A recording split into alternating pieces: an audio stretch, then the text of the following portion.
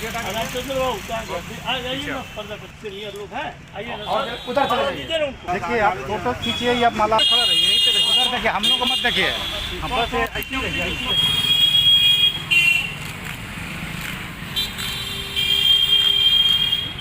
इधर ताकिए। आज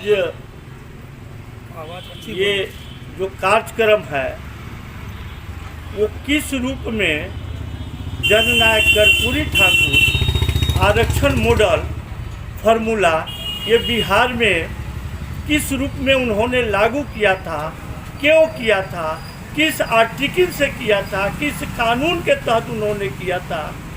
इसी संघर्ष के बाद 10 और 11 नवंबर 1978 को बिहार विधानसभा के दोनों मंडल से, दोनों सदन से किस परिस्थिति में उन्होंने बिहार में depress class, extremely backward class, most backward class,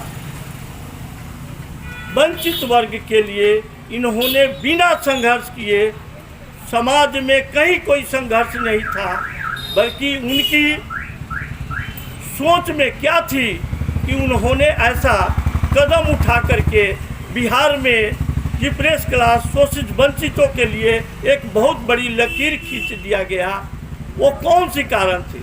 क्योंकि जननायक कर्पूरी ठाकुर साहब 1952 से लेकर 1988 तक, 17 फरवरी 1988 तक अपने जीवन काल के संघर्ष को लेकर ही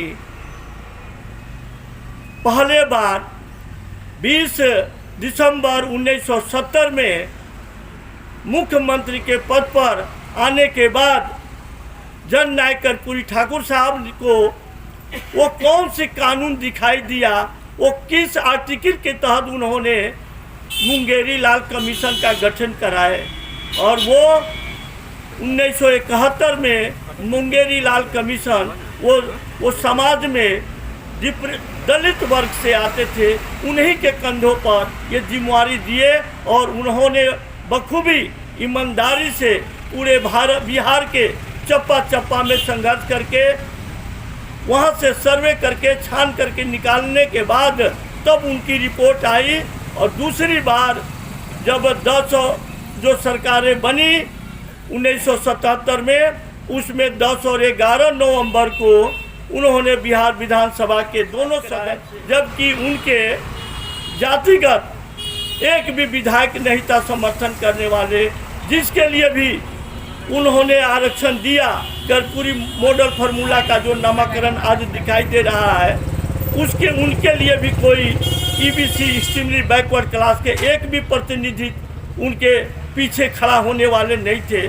फिर भी वो सारे लोगों के बीच कौन सी बुद्धि से, किस आर्टिकल के तहत उन्होंने एक बड़ी लकीर खींचा, बिना संघर्ष किए हुए लोगों को ऐसा रास्ता दिए।